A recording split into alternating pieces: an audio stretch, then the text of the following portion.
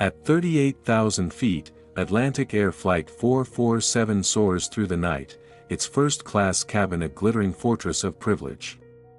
Champagne flows, egos reign, and one man, Keanu Reeves, walks among them, unseen. Clad in faded jeans and a worn jacket, he carries a secret that could shatter an empire. When prejudice steals his rightful seat, he doesn't raise his voice, he unleashes a reckoning. As stocks plummet and arrogance crumbles, Keanu's quiet strength exposes a system rotten with bias. This isn't just a flight, it's a battle for justice, where silence becomes a weapon and one man's stand redefines power. Where are you tuning in from? New York, Tokyo, or somewhere else? Settle in, because this story of courage and consequence will grip you from takeoff to landing, revealing what happens when the underestimated rise. The cabin of Atlantic Air's Flight 447 pulses with the quiet arrogance of wealth, a world where status is currency and appearances reign supreme. In first class, leather seats cradle the elite, their champagne flutes catching the amber glow of curated luxury. Yet, in the shadowed rows of business class, a man sits apart, his presence a silent challenge to the hierarchy. Keanu Reeves, clad in a faded gray jacket, black jeans, and scuffed boots, occupies seat 17C, though his boarding pass claims 1A. His dark eyes, calm but piercing, hold a storm no one sees coming. Unbeknownst to the crew or passengers, Keanu is no ordinary traveler, he is a majority stakeholder in Atlantic Air, his influence cloaked by the alias K. Charles and the unseen might of Valta Capital. The air grows heavy with judgment. Martin Langford, a financier with a sharp jaw and sharper ego, sprawls in seat 1A, his posture radiating entitlement. His voice cuts through the cabin's hum, loud enough to carry. Commercial flights are losing their edge, he sneers, swirling his champagne. You pay for exclusivity, but they still let the riffraff in. His words, laced with disdain, draw muted chuckles from nearby passengers, their tailored suits and diamond cufflinks aligning them with his worldview. Langford's gaze never lingers on the man he displaced, a man whose simplicity he mistakes for insignificance. In the galley, Natalie, the lead flight attendant, exchanges whispers with Bryce, the onboard manager. Her practiced smile masks a surgical prejudice. He doesn't belong up here, she murmurs, nodding toward Keanu's direction. Look at him, jeans and a cheap jacket. Probably used points for an upgrade. Bryce, his brow furrowed, nods absently, too preoccupied to question her. Neither bothered to check Keanu's boarding pass or name before reassigning his seat to Langford, a Platinum Legacy client whose demands trump protocol. Their dismissal of Keanu is swift, rooted in the unspoken hierarchy of appearances. Around Keanu, the cabin pulses with subtle slights. Passengers in business class steal glances, their whispers weaving a narrative of condescension. A woman in a silk scarf leans toward her husband, her voice low but audible. He must have won some contest to get that ticket. Her husband scoffs, eyes fixed on his tablet. Looks like he writes manifestos in a basement. Keanu's lips curve faintly, a flicker of amusement that doesn't reach his eyes. He's heard worse, endured worse. But this isn't about him alone, it's about a system that thrives on snap judgments, one he's poised to dismantle. The spark ignites with a video. Maya Lin, a college student seated a few rows back, captures the moment Keanu was ushered to 17C. Her phone, trembling slightly, records Natalie's curt dismissal and Langford's smug occupation of 1A. Uploaded with the caption, "They kicked this guy out of first class for some finance bro WTF #Flight 447, the clip explodes online.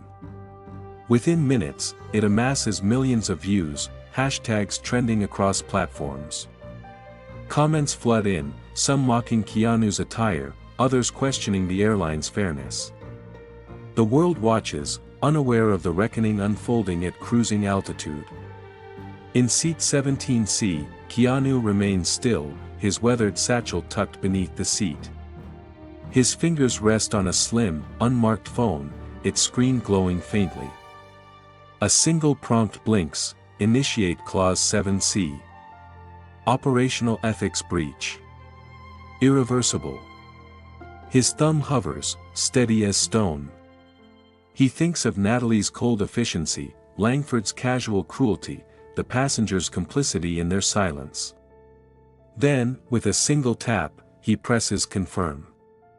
No sound follows, no announcement, just a silent command that ripples beyond the cabin's gilded walls. In Zurich, screens in Atlantic Air's operations center flare red. Shareholder control activated K. Charles, the alert reads. Analysts freeze, coffee cups abandoned mid-sip. Across the Atlantic, trading floors in New York erupt as Valta Capital's algorithms execute a precise, devastating order. Atlantic Air's stock plummets 27% in minutes, erasing $500 million in market value. Bloomberg's ticker screams, Atlantic Air in freefall amid ownership conflict. The airline's corporate headquarters in Manhattan descends into chaos, executives shouting over conference lines, unaware of the man in 17C who holds their fate. Back on the plane, Bryce's tablet buzzes with an urgent message from Zurich. His face drains of color as he reads, Clause 7C active. Do not override. K. Charles, verified stakeholder. He stumbles toward business class, sweat beading at his collar. Mr. Charles, he stammers, crouching beside Keanu. There's been a misunderstanding.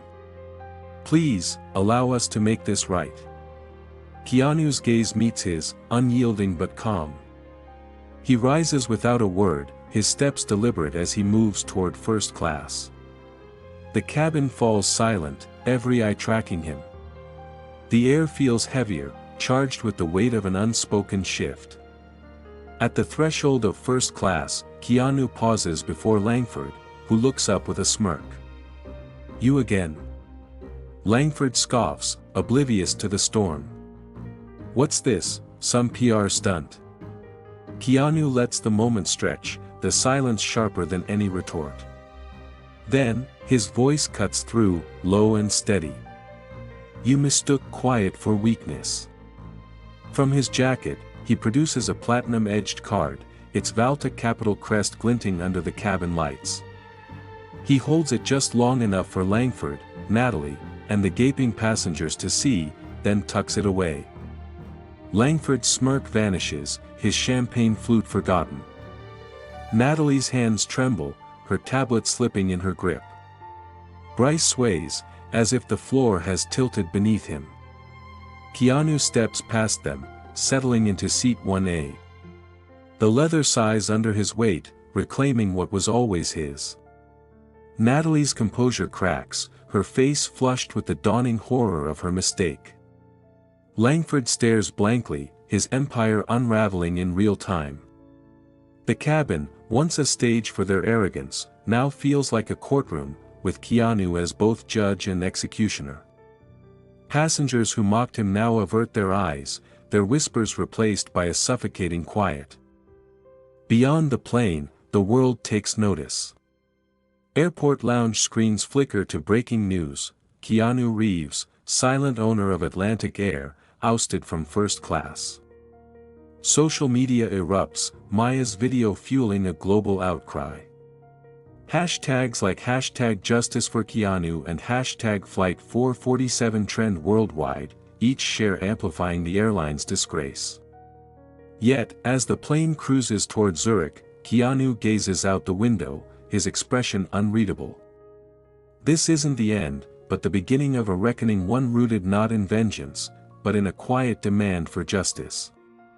The story pauses here, a question lingering in the air: how did a man so unassuming wield such power?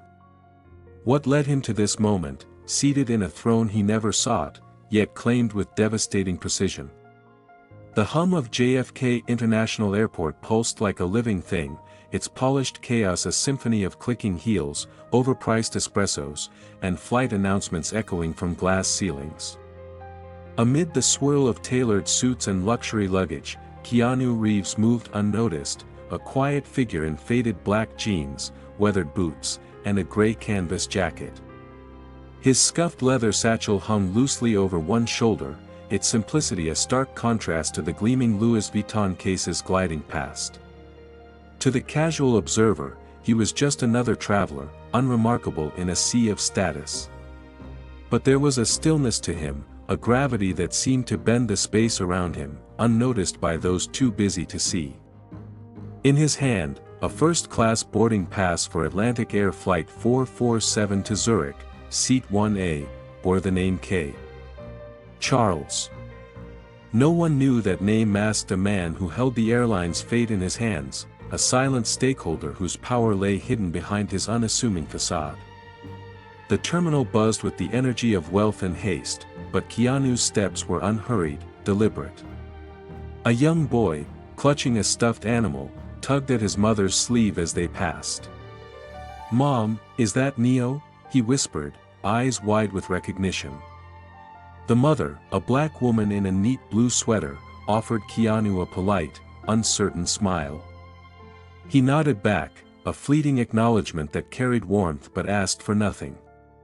To her, he was a stranger to her son, a hero from a screen. To the world, he was invisible exactly as he intended. Keanu's life had taught him the value of quiet, the strength of being underestimated. Today, that lesson would be wielded like a blade. At the gate, the air grew thick with the rituals of privilege. Passengers in bespoke blazers flashed platinum cards, their voices sharp with demands for upgrades. The gate agent, a young woman with a practiced smile, scanned Keanu's boarding pass without meeting his eyes.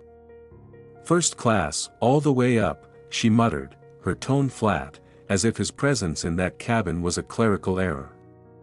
Keanu nodded, stepping onto the jet bridge, his satchel swaying slightly. The tunnel to the plane felt like a threshold, a passage into a world where appearances dictated worth, a world he was about to upend. The first-class cabin of Flight 447 glowed with curated opulence. Polished wood panels reflected soft amber light, and leather seats, wide enough to recline into beds, whispered of exclusivity. Gourmet menus nestled in seatbacks, and crystal flutes awaited their champagne. Keanu reached Seat 1A, his assigned throne, only to find it occupied. Martin Langford, a man in his mid-50s with pale skin and a salt and pepper haircut, lounged with the ease of someone who'd never been told no. One leg crossed over the other, he scrolled through emails, a flute of champagne in hand, his sharp features set in a smirk of ownership. Keanu glanced at his boarding pass, then at the man who sat where he belonged. He felt the weight of the moment, the unspoken assumptions that had already begun to coil around him. A tall blonde flight attendant, her name tag reading Natalie, adjusted a tray of rows nearby. Keanu approached, his voice low and calm. "Excuse me," he said, holding up his pass. "I believe that's my seat." Natalie's eyes flicked over him, a surgical assessment that lingered on his worn jacket and boots. Her smile was polished but cold, stopping short of warmth. "Sir, I'm going to need you to step aside for a moment," she said, her tone clipped. "We've had a last-minute seating adjustment. That seat's been reassigned."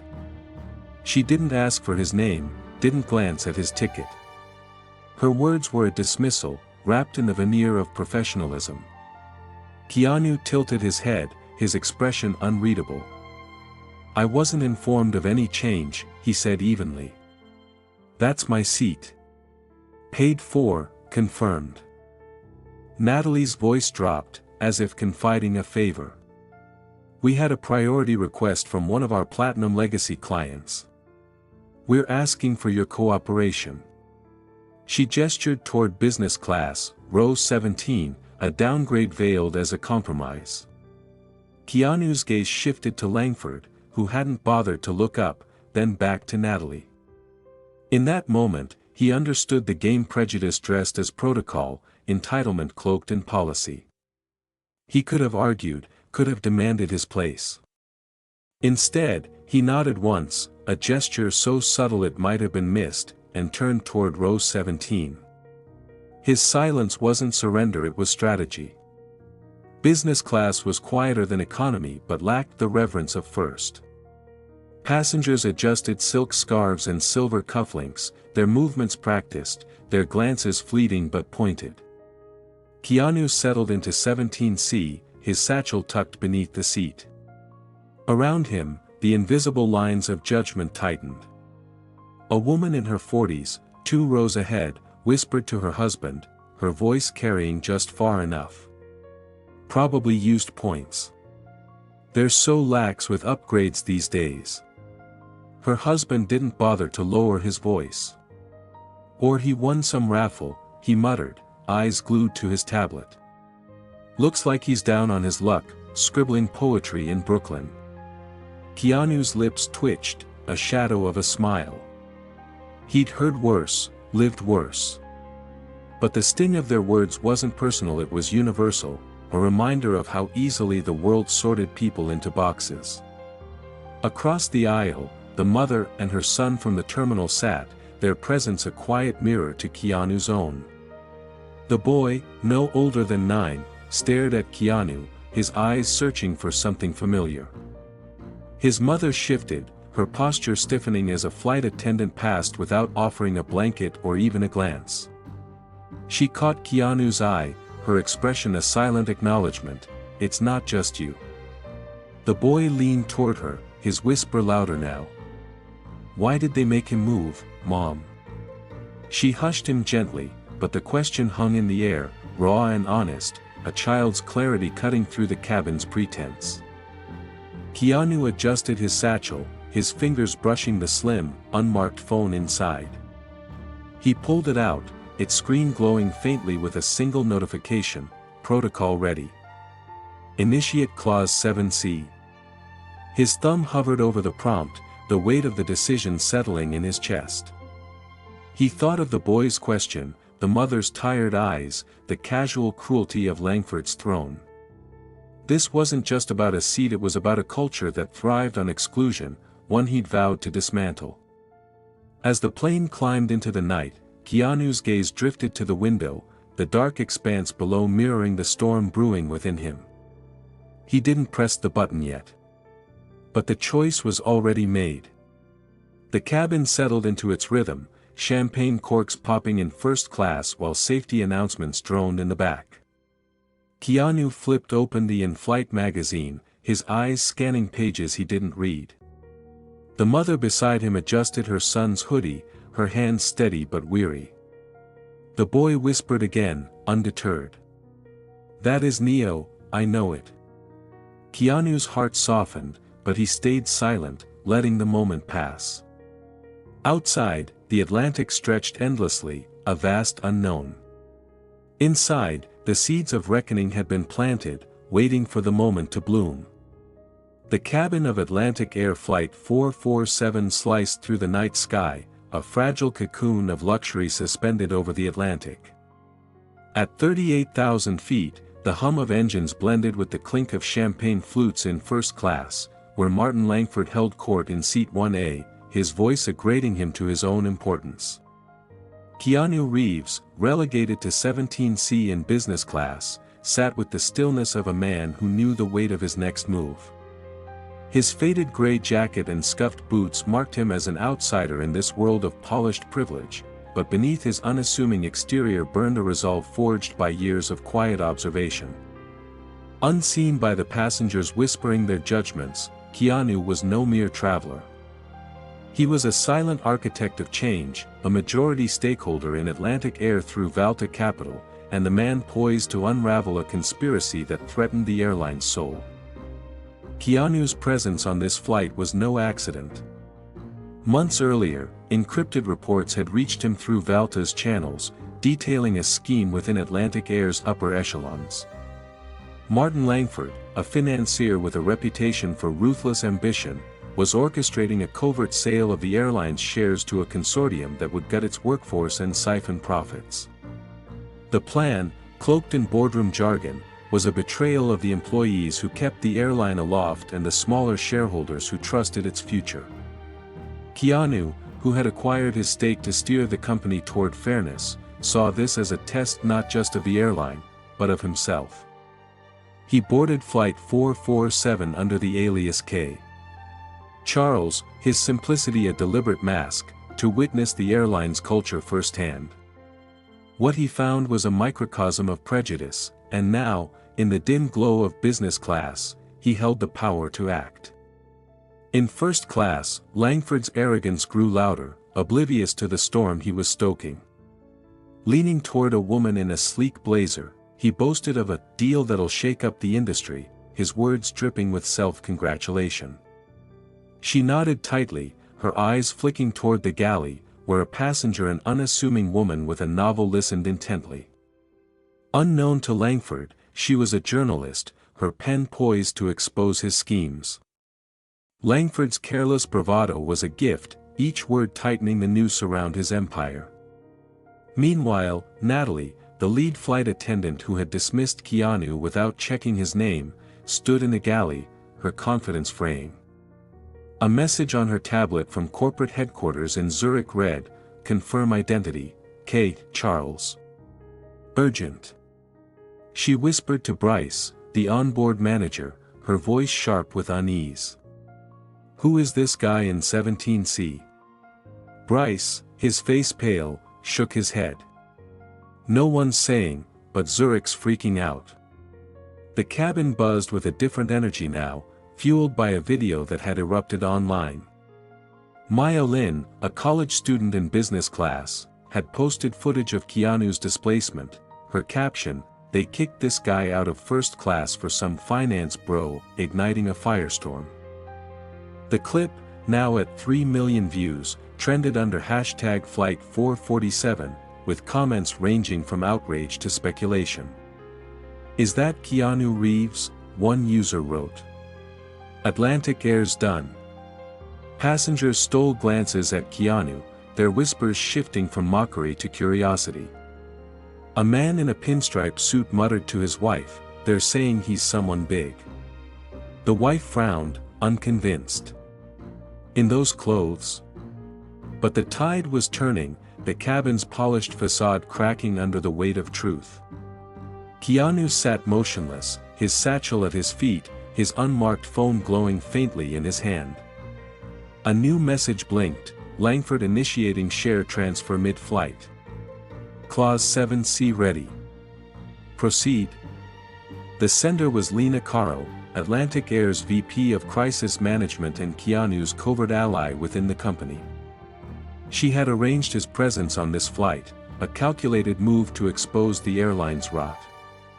Keanu's thumb hovered over the screen, his mind wrestling with the stakes. Activating Clause 7C would trigger Valta's control mechanisms, crashing the stock and halting Langford's scheme, but it risked destabilizing the airline, endangering thousands of jobs. He glanced at the boy across the aisle, the one who had called him Neo, now asleep against his mother's shoulder. The boy's earlier words echoed, "I want to be like you, not scared." Keanu's jaw tightened. This wasn't just about him, it was about the boy, his mother, the employees who deserved better. The weight of responsibility pressed against his chest, as heavy as the altitude pressing against the cabin walls. His finger trembled slightly, not with hesitation but with the gravity of what he was about to unleash. Justice, yes, but at what cost? The screen's glow illuminated his face, casting shadows that deepened the resolve in his eyes. In first class, Langford poured another glass of champagne, unaware that his empire was crumbling. The journalist, her novel now closed, scribbled notes, her eyes sharp with purpose. Natalie's tablet buzzed again, a red alert, stakeholder override detected.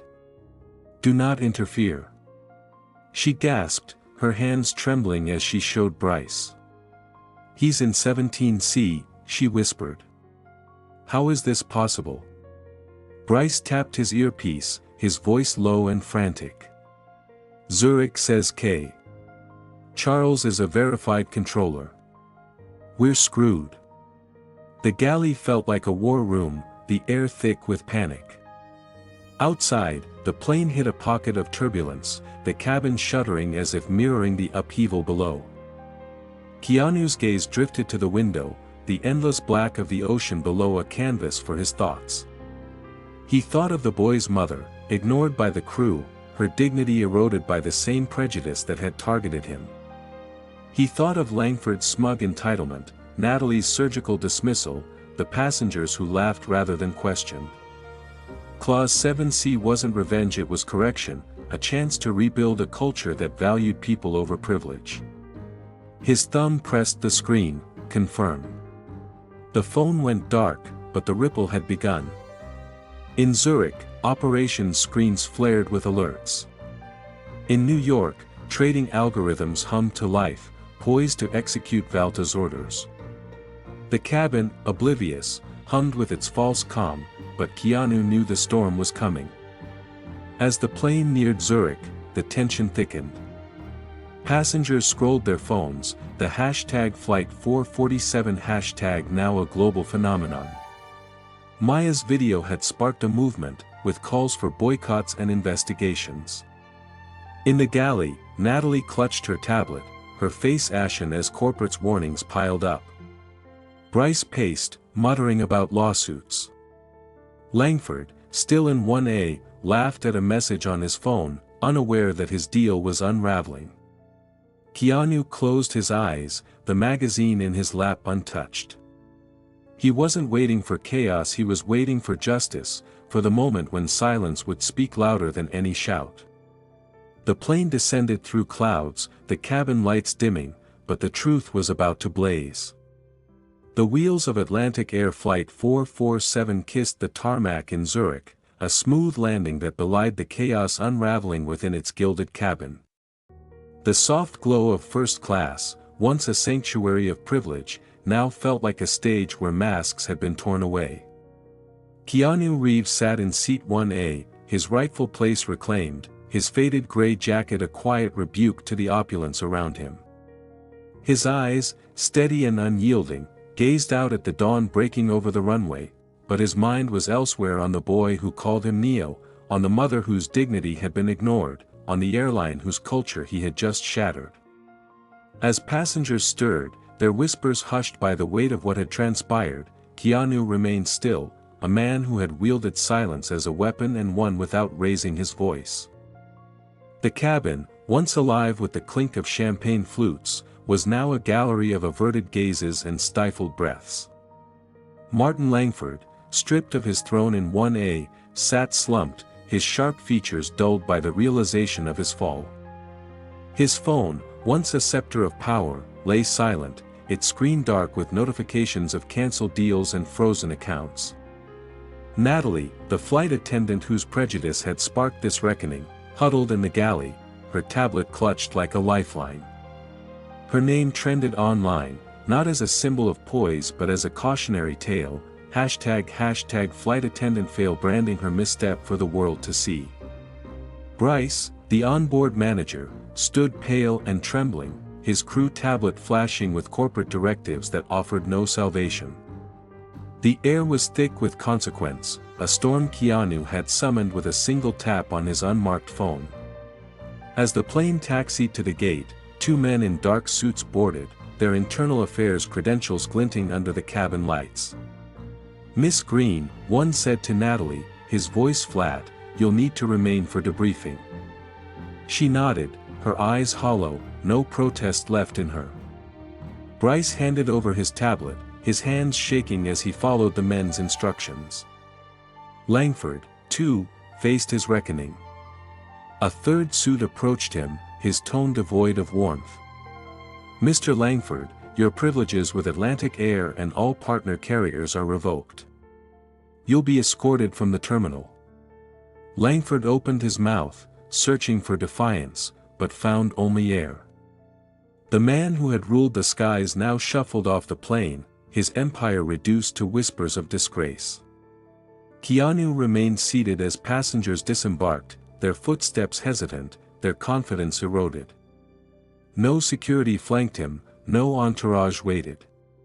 He was just a man in worn boots, his satchel at his side, yet his presence commanded the cabin.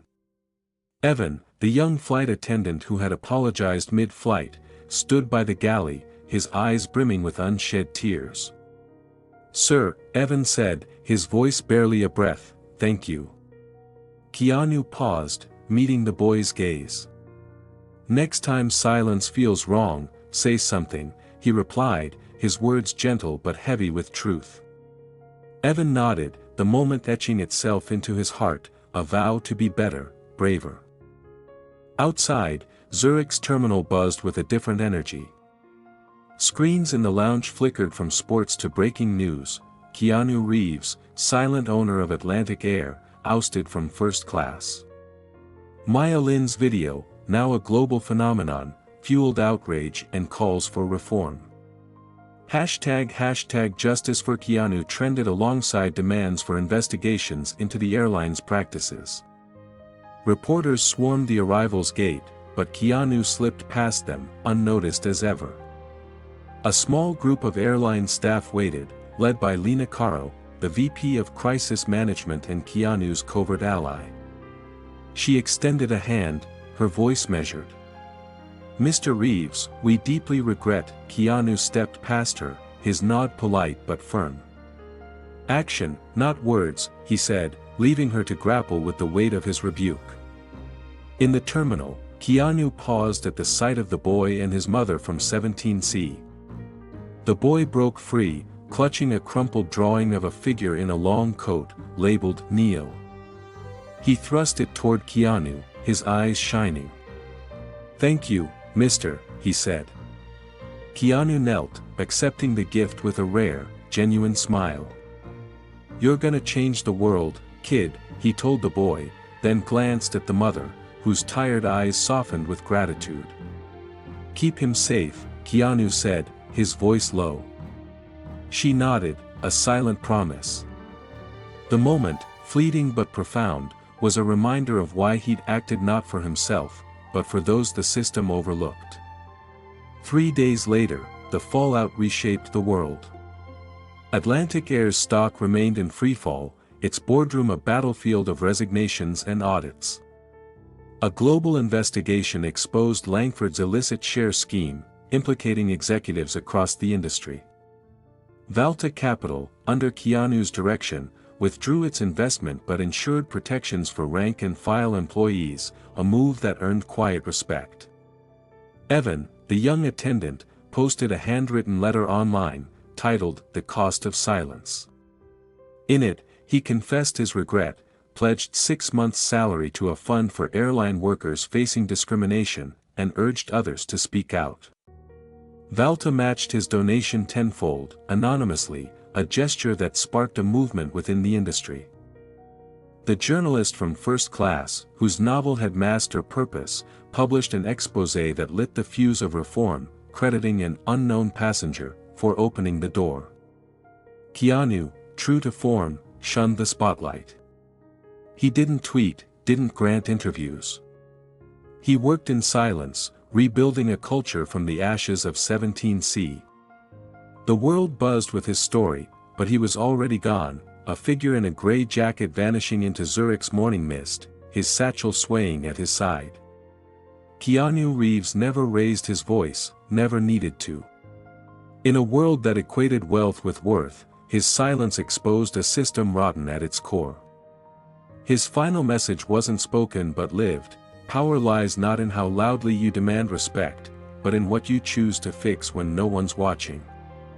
The drawing from the boy, tucked into his satchel, was his only trophy, a reminder that justice, like silence, carries a weight that echoes far beyond the moment it's born. As Keanu Reeves fades into Zurich's mist, his legacy lingers not in headlines, but in hearts awakened. This story isn't just about a seat reclaimed, it's about the courage to fix what's broken when no one's watching. Keanu taught us that true power lies not in loud demands, but in quiet actions that ripple through systems and souls. From a boy's drawing to a young attendant's vow, his silence sparked a movement, reminding us all, when injustice strikes, your voice matters. What will you do when silence feels wrong? Share this story, reflect on its lesson, and join us at Motivation for Success on YouTube for more tales of triumph and transformation. Subscribe, comment, and tell us how will you make a difference. Let's inspire the world, one story at a time.